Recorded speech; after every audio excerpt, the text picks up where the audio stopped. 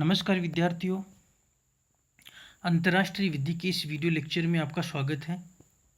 आज के हमारी वीडियो लेक्चर का विषय है अंतर्राष्ट्रीय विधि के स्रोत, सोर्सेज ऑफ इंटरनेशनल लॉ।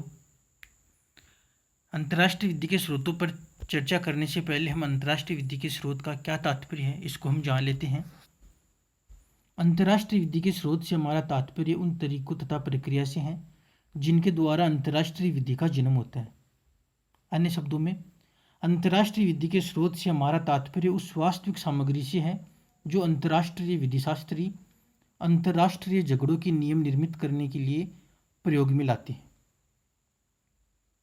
अंतर्राष्ट्रीय विधि के स्रोतों की महत्ता हमें इस बात से पता चलती है कि न्याय के अंतर्राष्ट्रीय न्यायालय की संविधि के आर्टिकल 38 में अंतर्राष्ट्रीय विधि के स्रोतों को दर्शाया गया है।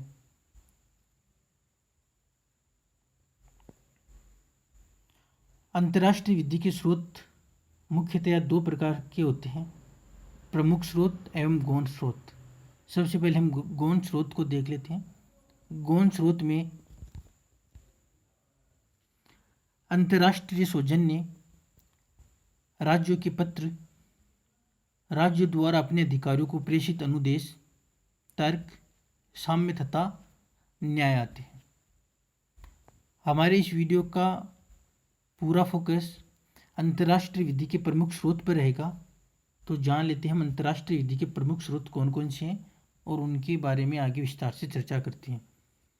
अंतर्राष्ट्रीय विधि के प्रमुख स्रोत में अंतर्राष्ट्रीय अभिसमय अर्थात अंतर्राष्ट्रीय संधियाँ, अंतर्राष्ट्रीय प्रथाएं, सभ्य राष्ट्रों द्वारा स्वीकृत विधि के सामान्य नियम, न्यायालयों की निर्णय एवं भाष्यकारों की रचनाएं।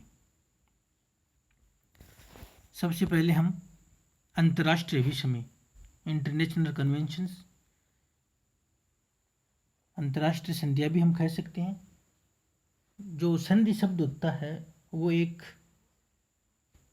जाति को निर्दिष्ट करता है। इसे पक्षकारों द्वारा कई विभिन्न नाम भी प्रदान किए जा सकते हैं। संधि को संधि भी कहा जा सकता है, अन्य नाम भी दिए जा सकते हैं जैसे अभिसमय, करार, न्याचार अर्थात प्रोटोकॉल, घोषणा, समझौता आदि कई नाम है ये अंतर्राष्ट्रीय अभिसमय है, ये संधि का प्रतीक है। संधि को समझने से पहले हमें एक अंतर्राष्ट्रीय विधि में एक लोकप्रिय प्रचलित सिद्धांत पेक्टा संट सर्वेंटा को समझना होगा। पेक्टा संट सर्वेंटा इटली के प्रसिद्ध विधिशास्त्री एंजिलोटी द्वारा दिया गया है। इसके अनुसार राज्य जो संधियाँ करते हैं उनका आदर करेंगे और सद्भाव से उनको पूरा करेंगे। हर एक संधि के पीछे जो बंधनकारी प्रभाव होता है उसके पीछे यही भावना होती है कि राज्य जो भी संधियाँ करेंगे उनका आदर करेंगे और सद्भाव से उनको पूरा करेंगे। अगर राज्य संधियों का आदर नहीं करेंगे, उनको सद्भाव से पूरा नहीं करेंगे तो फिर अंतर्राष्ट्रीय समझौतों संधियों का कोई महत्व ही नहीं है। अंतर्राष्ट्रीय संधियों की बाध्यता के पीछे संधियों या करारों का बंधनकारी प्रभाव उनकी सहमति के आधार पर भी होता है, क्योंकि जब राज्य आपस में सहमत होते हैं तभी वो करार करते हैं। न्याय के अंतर्राष्ट्रीय न्यायालय की संविधि के अनुच्छेद 38 के अनुसार न्याय का अंतर्राष्ट्रीय न्यायालय जो कि अंतर्राष्ट्रीय विधि विवादों के बारे में निर्णय देगा, उससे संबंधित मामले में अंतर्राष्ट्रीय विधि जानने के लिए सर्वप्रथम अंतर्राष्ट्रीय संधियों को देखेगा। अंतर्राष्ट्रीय संधियों को हम दो भागों में बांट सकते हैं, एक विधि निर्माण करने वाली संधियां और एक संविदा संधियां। विधि निर्माण करने वाली संधियों का सबसे अच्छा उदाहरण है यूएन चार्टर। इसको भी हम दो भागों में बांट सकते हैं, सार्वभौमिक अंतर्राष्ट्रीय विधि का निर्माण करने वाली संधियां एवं सामान्य सिद्धांतों का निर्माण करने वाली संधियां। तो सार्वभौमिक अंतर्राष्ट्रीय विधि का निर्माण करने वाली संधियों में प्रमुख है यूएन चार्टर और सामान्य सिद्धांतों का निर्माण करने वाली अंतर्राष्ट्रीय संधियों से तात्पर्य है कि ये संधियाँ बड़ी संख्या में राज्यों द्वारा करार के माध्यम से की जाती है। करार के माध्यम से ही नियमों का निर्माण होता है। इसका एग्जाम्पल है संधियों की विधि पर वियना अभिसमय 1958 एवं 1960 में जिनेवा की समुद्र विधि से संबंधित संधियाँ। दूसरी प्रकार की संधि होती है वो होती है संविदा संधियाँ। जो संविदा संधियाँ होती है वो दो या दो से अधिक राज्यों के बीच में होती है तथा उनके प्रावधान उन्हीं राज्यों पर लागू होते हैं जो कि उसके पक्षकार होते हैं। इन संधियों के प्रावधान संबंधित राज्यों पर बंधनकारी रूप से लागू होते हैं।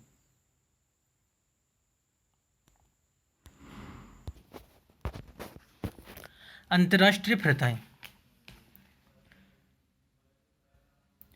प्रथा का तात्पर्य ऐसे अभ्यास से है जिसे एक रूपता तथा सामान्यतया पालन करने के कारण राज्यों द्वारा कर्तव्य के रूप में पालन किया जाता है।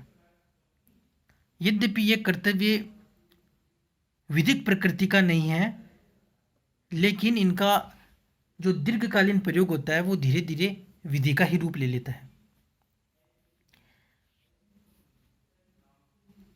प्रथाओं के संबंध में कुछ कोटेशन जो प्रचलित है कि जहाँ चलन समाप्त होता है वहीं से प्रथा प्रारंभ हो जाती है। यहाँ प्रथा एक ऐसी चलन है जिसको विधिक शक्ति प्राप्त हो जाती है। तो हम चलन को जानते हैं। चलन क्या होता है?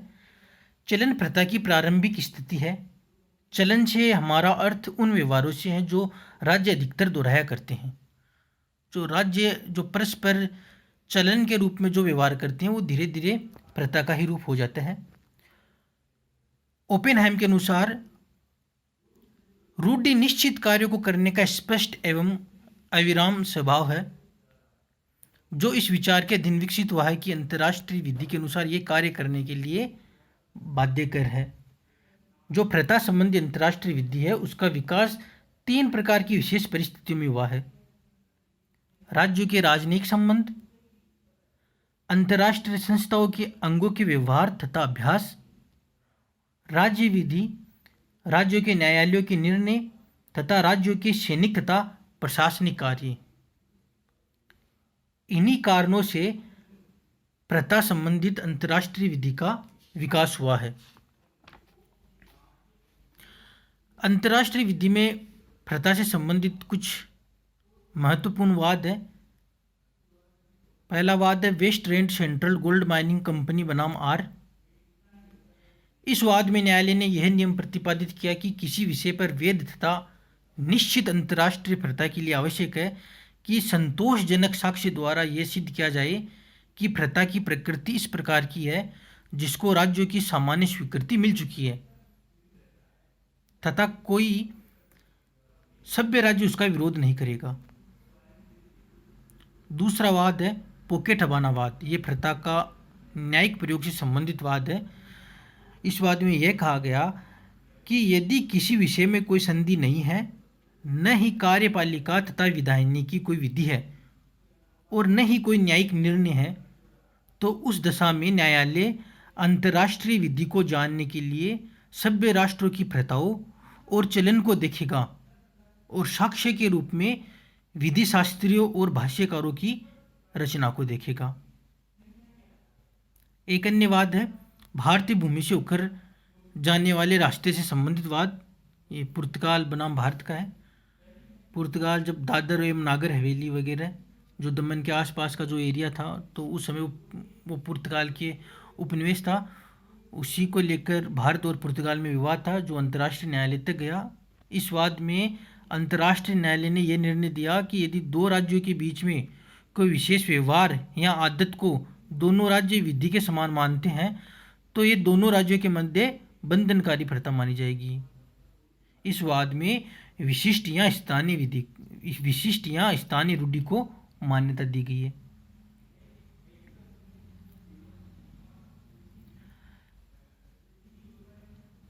अब प्रथा का महत्व उतना नहीं है जितना पहले था, क्योंकि संचार के विकास के फलस्वरूप राज्यों की प्रतिक्रिया भूतकाल की अपेक्षा बड़ी शीघ्रता से विश्व को ज्ञात हो जाती है।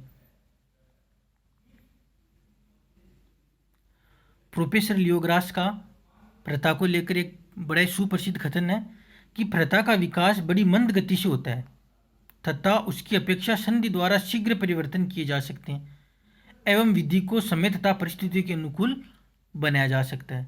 तो जो अंतर्राष्ट्रीय विधि का जो हम विकास देखते हैं, शुरुआती चरणों में जो अंतर्राष्ट्रीय विधि का विकास हुआ उसमें प्रथाओं कस्टम्स का बड़ा ही योगदान था। अब प्रथा के कुछ आवश्यक तत्व होते हैं, उनको भी हमें जान लेना चाहिए। जो प्रथा होती है वो दीर्घकाल से प्रचलित होनी चाहिए, तर्कसंगत हो, निरंतर उसका पालन हो, उसमें एकरूपता हो, वो प्रथा सुनिश्चित हो और उसकी पालना अनिवार्य रूप से हो, और राज्य उस प्रथा को सामान्यतः अभ्यास में लाते हैं। तो ये प्रथा संबंधित सभ्य राष्ट्र द्वारा स्वीकृत विधि के सामान्य नियम। सभ्य राष्ट्र द्वारा स्वीकृत विधि के सामान्य नियमों से हमारा तात्पर्य उन नियमों से हैं जिनको करीब करीब सभी सभ्य राष्ट्रों ने स्वीकार करके मान्यता प्रदान कर दी है। इस संबंध में लॉर्ड मैकनायर का कहना है कि अंतर्राष्ट्रीय न्यायालय की संविधि का अनुच्छेद 38 परिच्छेद 1 का खंड ग विधिक सिद्धांतों का एक न समाप्त होने वाला स्रोत वर्णित करता है जिसमें न्यायालय सहायता ले सकता है तथा लोक अंतर्राष्ट्रीय विधि का विकास कर सकता है।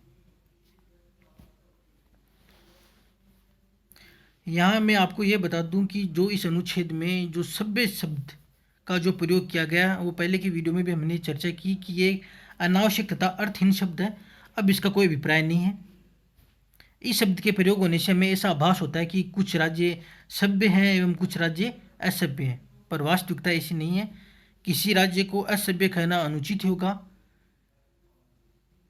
क्योंकि अगर वो राज्य असभ्य होते हैं तो वो संयुक्त राष्ट्र संघ का सदस्य ही न बन पाते हैं। इससे संबंध में कुछ प्रमुख वाद है। रेग बनाम केन।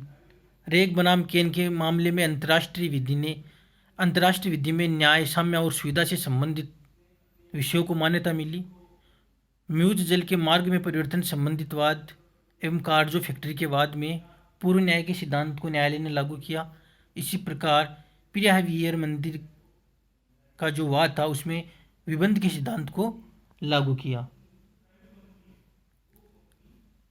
न्याय के अंतर्राष्ट्रीय न्यायालय ने कई सामान्य सिद्धांतों को इसके अंतर्गत मान्यता प्रदान की है, जिसमें कुछ प्रमुख है सद्भाव, उत्तरदायित्व, चीर भोगाधिकार। जब तक कोई व्यक्ति विरोधी प्रावधान न हो, प्रत्येक न्यायालय को अपने क्षेत्राधिकार की सीमा निर्धारित करने का अधिकार है। कोई व्यक्ति स्वयं अपने मामले में न्यायाधीश नहीं हो सकता, दूसरे पक्षकार को भी सुनना। रेस जुडिकाटा जैसे सिद्धांतों को विधि के सभ्य राष्ट्रों द्वारा स्वीकृत विधि के सामान्य नियमों में रखा जाता है। यहाँ पर ध्यान रखने लायक ये बात है कि कोई सिद्धांत सभ्य राष्ट्रों द्वारा स्वीकृत विधि का सामान्य नियम के रूप में अंतर्राष्ट्रीय विधि का भाग तभी बनेगा जब अंतर्राष्ट्रीय न्यायालय ने इसे कम से कम एक वाद में स्वीकार किया हो। अगला हमारा स्रोत है न्यायालयों की निर्णय एवं भाष्यकारों की रचनाएं।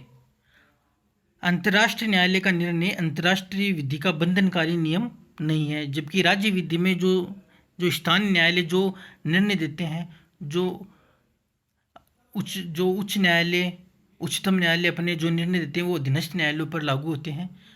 लेकिन अंतर्राष्ट्रीय न्यायालय का निर्णय अंतर्राष्ट्रीय विधि का बंधनकारी नियम नहीं है। अंतर्राष्ट्रीय न्यायालय का निर्णय पक्षकारों पर एवं संबंधित वाद पर ही बंधनकारी होगा। यह बात न्याय के अंतर्राष्ट्रीय न्यायालय की संविधि के आर्टिकल 59 में स्पष्ट की गई है कि केवल और केवल न्यायालय का जो निर्णय होता है वो पक्षकारों एवं संबंधित वाद पर ही लागू होगा। लेकिन बहुधा ये न्यायालय का मार्गदर्शन करते हैं, अन्य मामले में न्यायालय का केवल ये मार्गदर्शन की भूमिका ही निभाते हैं। इसी तरह विधिशास्त्र तथा भाष्यकारों की रचनाएं अंतर्राष्ट्रीय विधि का स्वतंत्र स्रोत नहीं मानी जा सकती, परंतु कभी कभी इनकी रचनाओं तथा मतों के आधार पर अंतर्राष्ट्रीय विधि का विकास होता है।